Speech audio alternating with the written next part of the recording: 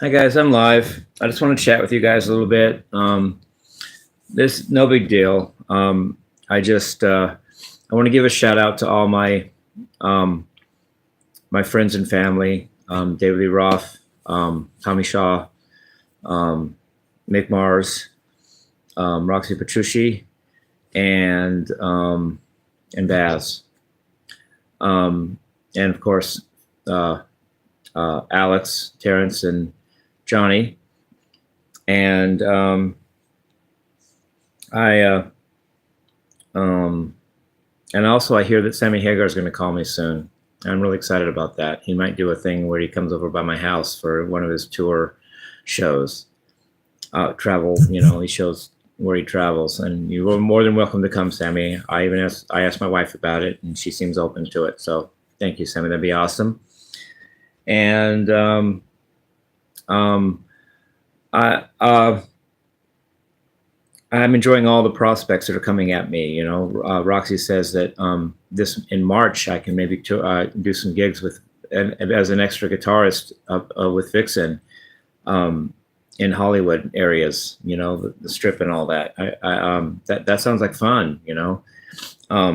Thank you, Roxy. That'll be awesome. And I don't like winter that much, but it's raining a lot right now, and winter's not my favorite time. But it'll pass. It's just winter, and I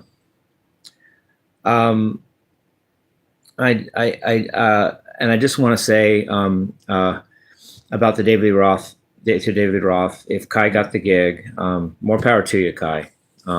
Somebody has to get the gig, and somebody has to not. If that's the way it is, and if I don't, then or didn't, I accept that. It's a lot off my shoulders if I don't get it, and if I do get it, it's a good opportunity. I have to look at it positive either way, and that's kind of how I see my whole life. It's like I'm I'm true to myself whether I make a dime at music or not. And if I do, that's great. I won't turn it down. You see me, But if I don't, then I was true to myself, and I did my best. And accomplishment isn't always just money and fame.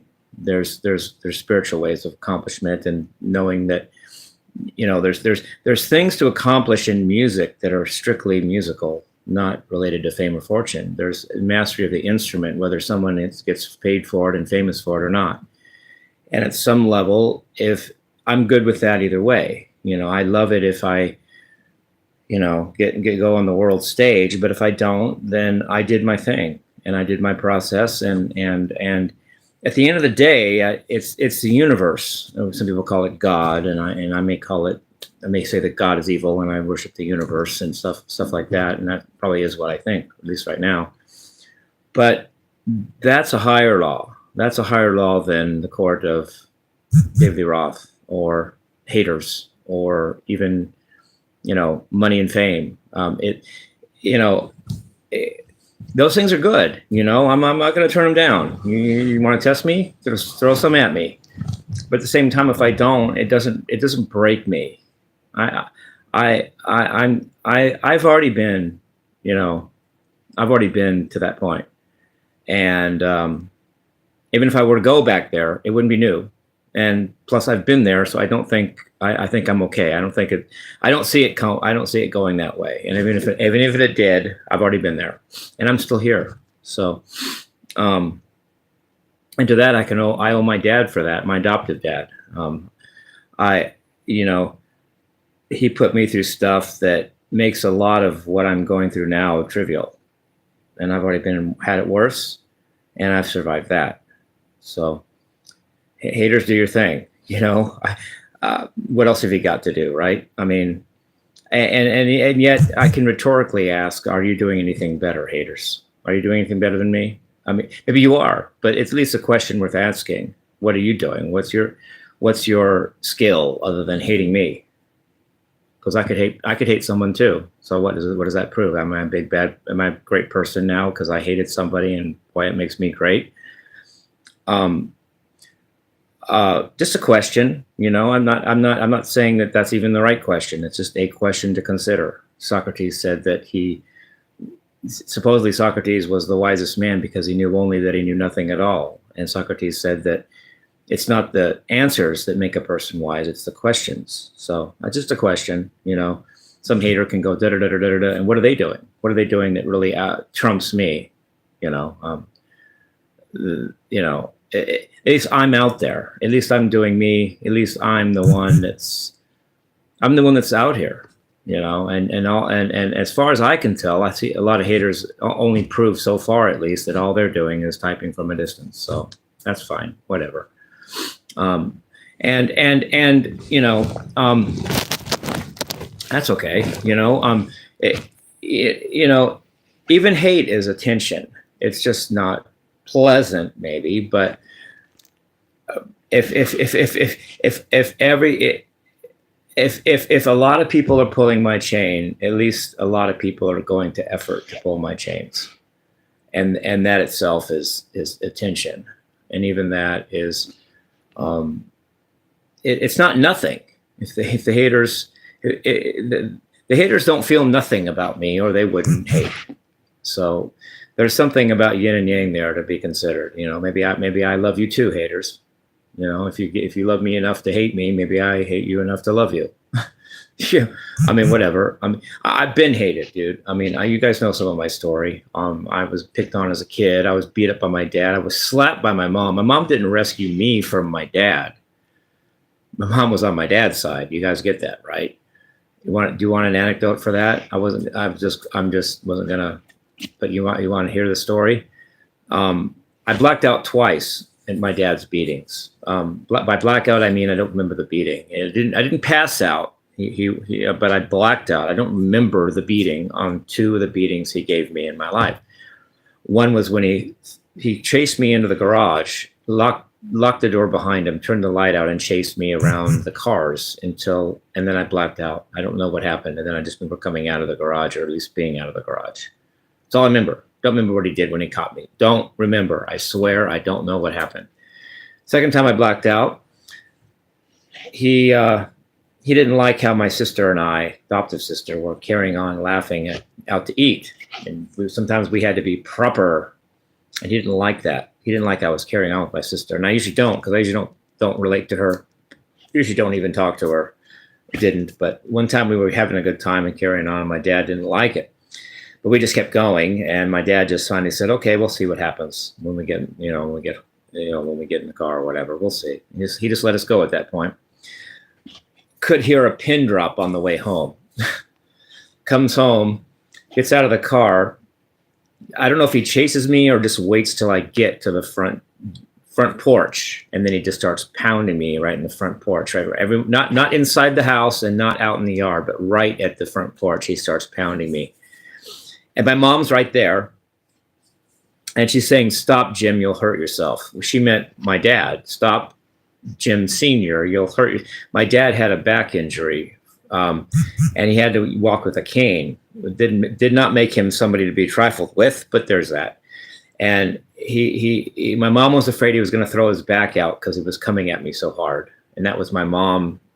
That was my mom's position when it came to me and my dad. "Stop, Jim, you'll hurt yourself." She was afraid my dad was going to throw his back out because he was hitting me so hard. And I don't remember but other than that, I don't remember the beating. I don't even remember going back in the house after that. I just don't remember how that beating felt or anything else other than what I'm telling you. I don't remember like he did this, he did that, and then I did this. It's black after that. That's all I remember about that scene. I don't remember anything else. I just remember him, that he pinned me against the door and would beat me up in the front porch. And my mom saying that. That's all I know. And all the other beatings I remember, if I want to, I didn't black out all the time, but just those two times. And so let's just get through winter. I'm very sensitive to energy, and right now, it's winter, and I'm not at the best energy. I'm physically great, and I'm okay. I just sense the heaviness of winter, and I'm not. I could be doing better, but I'm happy. And I'm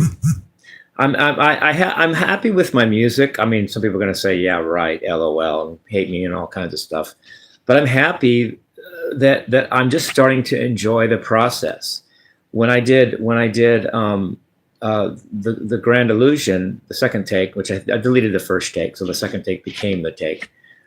I just had fun, dude. I was just rocking out. Thank you, Tommy Sticks, for making that song. I just rocked out and enjoyed it. And the techniques and theory is becoming incidental to just having fun and rocking. And I think that that's a good direction, because it doesn't mean I don't know the techniques and I don't know the theory. It's just that I don't need to stop there and I don't need to focus there. I can go beyond that and just enjoy the process. And then I was giving my wife her time, and we do shows, and we were doing the Doors, and it was her idea. I'm giving credit where credit is due. I don't care. I'll say the devil did it. LOL. I'm just, whatever. She said, "Why don't you do Spanish Caravan, but a cappella, nothing, no music?" And I said, "Well, can I do it right now? Will you let me do that?" And she said, "Sure." So I go in the room, and I did Spanish Caravan by the guy that might be my real dad, Jim Morrison. If he's not, well, then he's still Jim Morrison, and I'm still me. I enjoyed that. I just loved it. And then just in a whim, I did Light My Fire. I hadn't even practiced Light My Fire. I just decided, well, what the heck? I might as well. I'm singing. Might as well do Light My Fire. Doesn't everybody know that one? I probably got the notes wrong. I probably murdered the high C's, as someone said, but that is funny, actually. But I enjoyed it, Come on, baby, light my fire. I mean, what's all the hard work for if you don't eventually enjoy the process? That would be the ripoff to me, and it's not, because I enjoy the work I've done. I enjoy playing guitar and singing once I actually get to the point where I'm past the fundamentals enough to enjoy it. And if I enjoy it, it's win-win. How can you fault me? Well, maybe you can, but I question that. How do you fault me for enjoying singing and playing guitar? For what? Because it doesn't sound good to you? Well, that's fine. Don't listen. But doesn't make it bad and altogether, in and of itself. If I enjoy it and I'm playing and singing, I ask, what are you doing, haters? What are you doing that's comparable to that? Are you just knocking me down, and that's your thing? But that's okay. It takes all kinds, I mean, musicians say this throughout history. I've noticed. I'll give an example. We were watching Randy Rhoads' story the other day too, and by the way, it says in that he was born December 6, 1956, which verifies right there. All I got to do is look at my ID. I'm born 12/6/66, 10 years apart to the day, but that's not the point. It shows Eddie Van Halen talking about Randy Rhoads. And what does Eddie think of Randy? And Eddie says, well, Randy was just kind of, he kind of took it all from me. At least he's honest about it. He said so. He said as much, but he basically didn't do anything that I didn't do first, and he took it all from me. But then he said, well, but that's what people do. I understand that. I get it. I've taken from people too. Now, arrogant, yes, and perhaps not true, but at least he's saying, well, that happens. Even if it's true that Randy took it from Eddie took it from some people too. Eddie took it from Clapton. Eddie probably got a lot from Jimi Hendrix. Eddie liked Jimi Hendrix, Eric Clapton, Jeff Beck, Pete Townsend, and Jimmy Page. So he took things from people too. Nobody's an island. Nobody's just an absolute, coming. I mean, yeah, there's a Jimi Hendrix, but it's what we do. Pete Townsend said every musician is a knifer and a thief, meaning you take from everyone else, and it's like knifing and stealing when you do that. But that's how people learn, and then when they learn, that's how they grow and do other things. For my part, I love Steve Vai's licks right now. He has 3 particular licks I really love, and I just love them. But I don't just do exactly what he did with it. I make my own thing, and I don't do it all the time. I just do it when I want to. And a lot of times I don't do it. And when I do it, I sometimes do it differently than he did. The way I taught some of them on my video, what you call Ultimate Guitar, UG, UG, LOL, I didn't even do it the way he did, but it was a gist of it. he did it. He did it a certain way where he slid down the pentatonic, and I went right down the box when he never did it that way. But whatever, it's my interpretation, and it's the same lick. But it doesn't mean that, you know, it can't be redone in a different way. And even if I'm doing Steve verbatim, at least his licks live on through me. Steve, I'm propagating your licks, even if I'm doing them just like you did, and even if I do nothing else and do nothing new and nothing creative and nothing different, at the very least, I'm propagating what you did, which is still in and of itself a service. And I think it's a cool thing. And I'm not saying that I only do it like you do, but your licks are great, you know, Stevie. I have 3 that I really like. You know, they're all Dorian licks, or not. Well, in one case, it's a minor pentatonic. One's a minor pentatonic that can be moved to all 3 positions, so it's not really just Dorian. And the other 2 are basically Dorian licks. And Dorian's the name of the guy that stabbed me in the back, so I have a connection there. I don't know what exactly that means, but Dorian was the name of the guy that stabbed me in the back 30 years ago when I was 28. Now I'm 58. But so, and that's my favorite mode. Steve has said his favorite mode is Lydian, and I like Lydian, but it doesn't have as much. It's not as useful. It doesn't have as much mileage as Dorian. Dorian is just the regular rock mode. You can't go wrong with Dorian. Mixolydian, that's good, but too little too happy. Aeolian's good, but a little too sad. But Dorian, right in the middle, rock and roll, love it. And I'm not ready to wind this talk down. I'm going over the songs in Eat 'em and Smile. This is to you, David. I've cleaned up some of my mistakes that I made on my first take of the whole album. Boy, did I make some, dude. I mean, I'm really like, dude, why did I do that? Why did I do that? You know, what was I thinking? I cleared some mistakes up on a song called Ladies Night in Buffalo. I cleared up that one. Song called, what was the other one? I cleared up Elephant Gun. I did some work on Elephant Gun. I cleared up that, a lot of the mistakes I made on that. And I went over Shy Boy to make sure I got that right, the solo and everything, intricate and everything. Glad I get every detail right. And then there's Yankee Rose. I want to make sure I do the talking guitar part well. I think I'm a work in progress there. I can do better on that next time. I think I can always do better, but that's a good point to look at. And then on I'm Easy, I just want to make sure I get all the parts there. It's in B flat, so it's a little odd, it's a little weird, but then it goes back to regular keys when it goes to Ladies Night in Buffalo, which is after I'm Easy. And then you have Going Crazy. Anything about that one?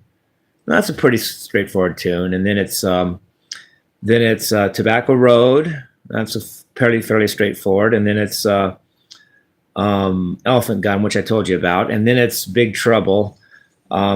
Big Trouble, I love that song. I've basically got it down, but I don't want to say, oh, aren't I great? But I played Big Trouble is one of the I know that one of the best on the whole album. I know it is one of the first songs I learned on the album. And then there's Bump and Grind. Anything about that one? No, just make sure the sliding in the solo. Make sure you slide correctly. Steve was a master of sliding and knowing where he was going to end up and land, which is not as easy as it may look. When you slide and go up and down, but you got to know where you're sliding to. You don't want to slide too far down or too far up or too far up or too far down. You got to slide right to where you want to, and that's an art. And then That's Life. I just want to learn that, make sure I know That's Life better and know all the parts and don't miss out and don't miss the progression. So I got some touch up to do. I'm going to do my monthly Eat 'em and Smile. I'm going to do that even if I don't get the David Lee Roth gig or don't have the gig. I'm doing that. It's my process first. You know, I love that album. It's not a game. It's not a long game just to get a David Lee Roth gig. It's also my own musical process. I love that album, and I'm going to do the monthly Eat 'em and Smile for at least the next year. After that, I may not. I may get to the point where I did that, been there, done that. But I want to do my monthly Eat 'em and Smile from now for now every month until I think otherwise. And plus, that was a big encouragement for me to do that. It was a big wake-up call in a positive direction. I can do that. Wow, I could do a whole album from front to back in one take. I mean, that I didn't even know. A few days before I did it, I had no idea I could do that. So thank you, David, for the inspiration to do that. Even if nothing else comes of it, even if I don't get the gig and Kai rocks the world, I played David Lee Roth, Aim and Smile from beginning to end in one take. How about you, Kai? Hello, well. Love you guys. Peace, rock.